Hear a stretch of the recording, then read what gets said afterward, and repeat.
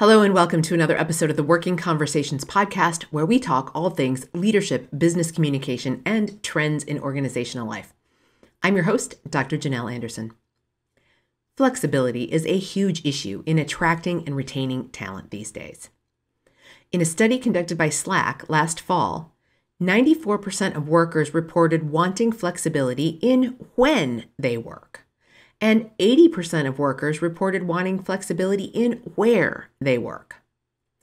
While this study might be more indicative of the high-tech and office work sectors, after all, it was Slack who conducted the research, and they did so with over 10,000 knowledge workers across a number of countries, including the United States, Australia, France, Germany, Japan, and the UK. What that research does show us is that there are at least two levers that we can use to create flexibility: when you work and where you work. And to that, I'm going to add how much you work. We'll get to that in a bit. That same study by Slack indicated that lack of flexibility is a deal breaker for lots of employees. Those who have little to no ability to adjust their work hours reported being 3 times more likely to be definitely looking for a new job. So this is something that we really need to pay attention to in this tight labor market. And if you've been listening to the podcast for any length of time, you know that this tight labor market is going to continue into the foreseeable future. Another study, this one done by Owl Labs in 2021, surveyed 2,050 full-time employees about flexible work arrangements. 84% of the respondents said that working from home makes them happier. Another 79% said they experience less stress. And 75% said they were less likely to leave their organization because of the flexible work arrangements. Organizations who are interested in attracting and retaining the best talent need to be creating a flexible work environment, even in occupations that don't traditionally lend themselves to the traditional flexibility of working from home. Likewise, organizations who want their employees back in the office more often also need to be intentional about creating flexible work arrangements, even with people physically back in the office. Again, we can look to when, where, and how much work is being done as 3 different levers that we can adjust to create flexible work arrangements. So that's what we're going to talk about on today's episode. How do you create flexible work arrangements in both roles where the work needs to be done on site and in organizations where senior leaders prefer employees to be on premises? So let's start with that first case, roles where the work needs to be done on site. While many jobs and occupations can be done remotely, there are some that are difficult or impossible to do from a remote location. It's easy at first blush to say, well, we can't have a flexible work environment here. Here are some of the kinds of jobs I'm talking about. Healthcare workers, doctors, nurses, and other healthcare professionals who need to be physically present to provide medical care to patients. Construction workers, carpenters, electricians, plumbers, and so forth, they need to be on site to perform their duties, to build the thing that is that they are creating. Law enforcement officers, police officers, firefighters, and other first responders absolutely need to be on the scene in order to provide the assistance that they do and perform their duties. Service industry workers, such as hairstylists, massage therapists, and personal trainers, they require physical contact with their clients. Manufacturing workers and warehouse staff. Many manufacturing jobs require operating machinery in the building, and warehouse staff are needed to pull and pack physical materials, which cannot be done remotely. Transportation workers, such as truck drivers, pilots, and train conductors, absolutely require physical presence to operate the transportation vehicle that they are operating. Food service workers like chefs, waiters, bartenders, they need to be on site to prepare food and drinks for people. Retail workers in stores need to be present to assist customers and do such roles as restocking shelves. Okay, you get the idea. So in these cases, we don't necessarily have any choice about where the work is being done, but we can still look at adjusting when and how much people are working in order to create those flexible work arrangements.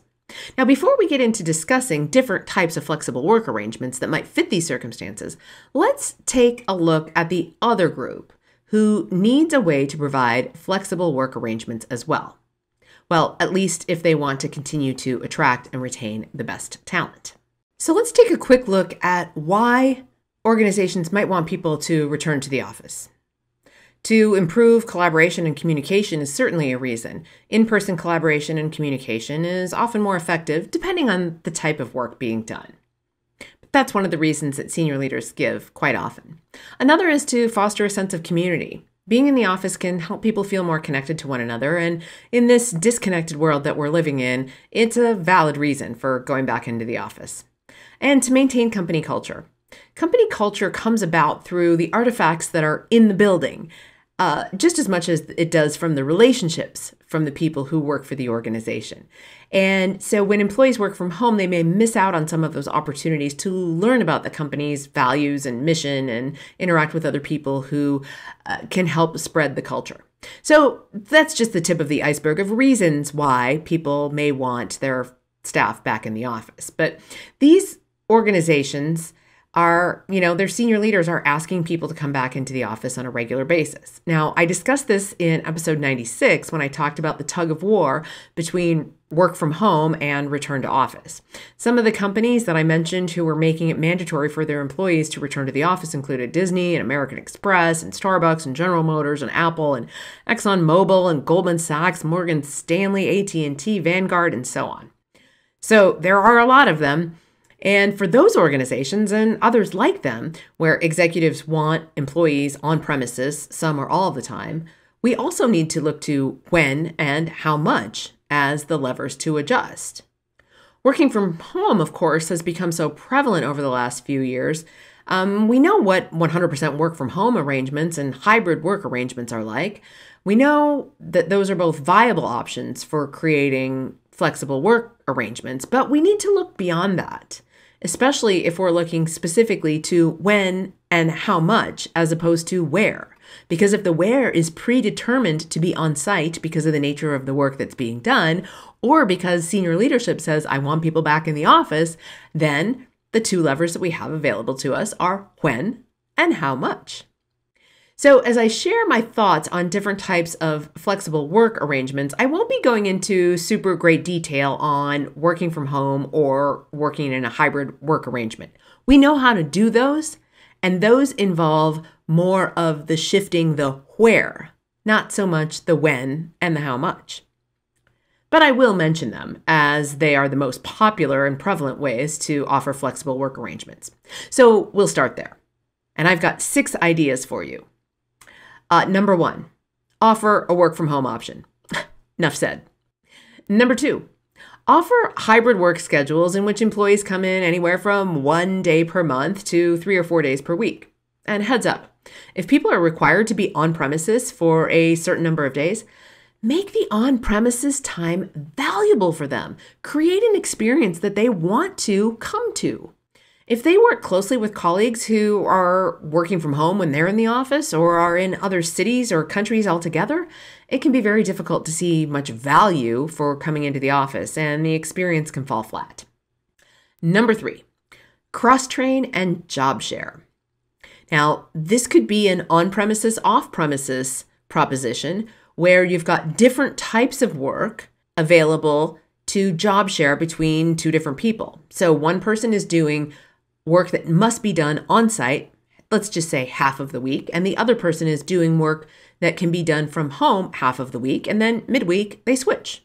Or perhaps it's a Monday, Wednesday, half of Friday schedule, and the other one is Tuesday, Thursday, and the other half of Friday. There's a variety of ways to carve up the time, but the idea here is with a cross-train and job share combination that we've got 2 employees doing 2 different jobs split across the 2 of them, one that's done on premises half the time, the other one that's done from home half the time by one employee, and then vice versa for the other employee. So this could be mixing and matching with people that you already have on staff who are looking for more flexibility and alternate work arrangements, or it could be something that you create for open positions. Now, if you are going to create this for open positions, do socialize that idea and let your internal folks know about it, because they might be interested in applying for one of those positions, or they might be interested in converting their own position to something similar. So we don't want to leave current employees out of the mix with this. All right, idea number 4 is pick your own start time. if you're going to try something like this, and here's what it's done for organizations who have tried it and had success with it, is it has eliminated a punctuality problem. So if a shift started at 8 and people were dribbling in at 8:05, 8:10, 8:15, then the idea would be offer a flexible start time. It could be between 7:45 and 8:30 if the job typically started at 8. You give some specific parameters. It's maybe a 45-minute window in which time the job starts. It does not fluctuate from day to day. They choose a time. Let's say they choose 8:10. Well, then they come in to work at 8:10 every single day, or they're late. Again, it doesn't fluctuate from day to day. So it's not 8:10 on Mondays and 8:15 on Tuesdays and whatever time I decide on Fridays. That's not how it works. They pick a specific time that does not fluctuate from day to day, and then they are expected to show up at that time as their start time. I work with a couple of different manufacturing organizations who have tried this, and they have been astounded at how well it has solved their punctuality problem. Because when people have the autonomy to choose their start time, they are much more inclined to show up at that start time. Again, anecdotal evidence at this point, but it is proving to shape up to be a really effective strategy. Number 5, different sized shifts. Now, I want to just make a quick passing reference here to the 4-day work week. A 4-day work week is either 4 10-hour days, or increasingly, a 4-day work week has become a 32-hour work week for the organizations who are adopting it. And that could be an example of different sized shifts. But here, I want you to think a little bit differently than a 4-day work week. Now, we could have, as an example of it, of course, a compressed work week where people are working 4 10-hour days, as I mentioned. We could also have a more traditional job sharing to create different sized shifts where people are working 20 hours a week, and we've got 2 people covering one role, each working 20 hours per week. And maybe what works best for these 2 people is for one person to come in the morning and the other person to come in the afternoons consistently. So that way the full shift gets covered, and it's a traditional job share, but it's a different sized shift for the person who's working that shift. So it's a how much. The next idea would be a permanent part-time. And permanent part-time is a great opportunity for parents with school-age children, because once the kids are on the bus and off to school, the parent has a solid 5 to 6 hours in which they could be a tremendous asset to your organization. And permanent part-time doesn't necessarily have to follow the school day. We also have people who are permanent part-time who might want those to be early hours in the day. So they might work from 6 a.m. to 10 a.m. and work a 4-hour day each day. We might also have permanent part-time doing a later shift in the day, say from 2 p.m. to 6 p.m. if you're on standard business hours, or if you're a manufacturing organization that might be working part of the late shift. And then I'll offer one more opportunity for different sized shifts, and that would be referred to as co-op job sharing. So a traditional job share is usually going to have 2 people splitting the job. A co-op job share could have far more than 2 people. So it could have 3, 4, 5 people sharing a 40-hour shift each week. So maybe it's 5 people sharing a 40-hour shift each week. That's 8 hours per person. Or maybe some of the people want 12 and some people want 8. They can divide it up however they want. But they have to be particularly responsible and accountable for making sure all 40 of those hours get covered every week. This is a great opportunity if you're in a college or university town and you have work that is suitable for college-age students who are looking to pick up part-time work. So I'll offer that co-op job sharing as one of those different sized shifts. And again, in this tight labor market, we have to think more creatively about how we're going to get the work done. All right, and the last idea I'm going to share with you is on-demand scheduling. Now, in a way, we kind of already see something like this in retail and in shipping during the holidays when the demand exceeds the regular staff. And in those situations, seasonal help is hired. Well, instead of hiring seasonal help who pitch in when the demand is high, this idea goes year-round, but it's similar in nature. So the idea here is that employees work on an as-needed or as-desired basis, either or. Depending, demand has to be there from the organization, and there need to be shifts available for employees to sign up. So the organization does need you, but then you also need a large enough employee base of possible employees to come in and cover those shifts so that there is coverage. So this is a bit more of a piecemeal approach, and there's, broadly speaking, two ways to implement this. One of them would be a gig-based or an app-based approach. And there are some apps that do this. Upshift, Blue Crew, and GigSmart are a few of the top ones. And these companies have pre-screened and basically pre-vetted the employees who would then be coming to your organization. So if you had a shift that needed to be covered because somebody was out sick, you could go on to Upshift, post the shift that needs to be covered, generally what the type of work and the description of the work, and then a gig worker on Upshift can elect to take that shift and come and work for you for that day. Now, employees, again, are vetted and background checked by the app-based company so that you can feel safe that you're getting somebody who isn't, just completely right off the street. So this is great for sick day and vacation coverage, especially when it's a role that you absolutely need filled. I do want to mention, though, it's a bit like having a substitute teacher come into a classroom. The teacher knows generally what to do. The teacher is qualified and vetted and licensed, but the teacher doesn't necessarily know specifically what to do. So a lesson plan needs to be drawn up for them. And that substitute teacher does not necessarily have rapport with the kids who are in their classes or the other faculty. So there are some downsides to it. But again, in those situations where it is absolutely critical that you get the role filled, then those can be wonderful opportunities. All right, and then another flavor of that is an in-house version of this. Now, this would only work if your organization is very large, and I'll share examples of two large organizations that do this. The first one is Target. So Target Corporation, the retail giant, they have something called on-demand team members. So Target calls its employees team members, and an on-demand team member is somebody who signs up for a shift. They sign up for a shift is open, and they go online and see that a shift is open and they sign up for that shift. So on-demand team members must take at least 1 4-hour shift every 4 weeks. So once a month, they're working a half day. That's the minimum. Now, of course, they can work much more than that, but that is as much as they need to work in order to stay on payroll and to remain a viable employee. Amazon does something similar. They've got something called anytime shifts. And again, they call it something different, but the idea is the same. Somebody who's going to work in a warehouse is going to log on and see when shifts are available and sign up for some of those shifts and work really any time that the work is available and they are also available. All right, so in this episode, as we talked about flexible work arrangements, I hope I gave you some ideas, especially if you're in one of those industries where it doesn't readily seem like you have flexible work arrangements available to you. Now, I also hope that you got some ideas if you are in one of those organizations where you're being asked to return to office, or perhaps you're on the planning committee helping design how to return to office.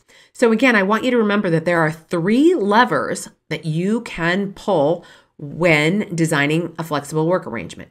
When people work, what time of day, what days of the week, what hours of the day, where, are they working from home?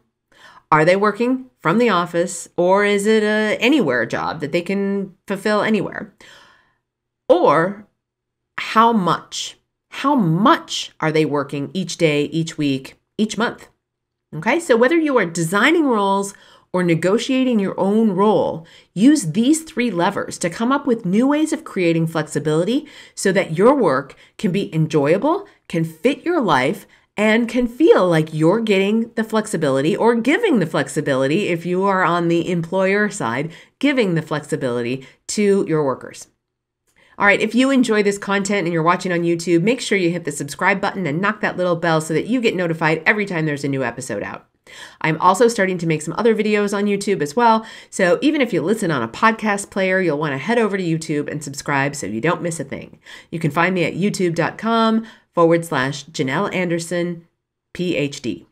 Wherever you're listening or watching, please leave me a review. It helps other listeners find me, and it just plain old makes me feel good. Until next time, my friends, be well.